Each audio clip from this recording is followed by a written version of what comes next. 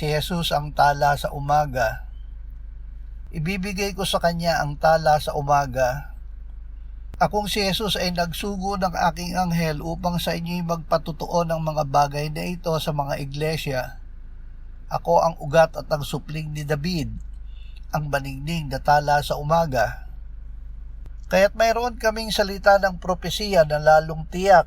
Mabuti ang inyong ginagawa kung ito'y inyong pagtutuunan ng pansin, gaya sa isang ilawang tumatanglaw sa isang dakong madilim hanggang sa pagbubukang liwayway, at ang tala sa umaga ay sumilang sa inyong mga puso. Panginoong Hesus, salamat sa iyong presensya at pangakong pag-asa ng iyong kaluwalhatian. Isilay mo ang iyong liwanag sa aking puso at ingatan mo akong tapat hanggang sa ikaw ay magbalik bilang maningning na tala sa umaga. Amen.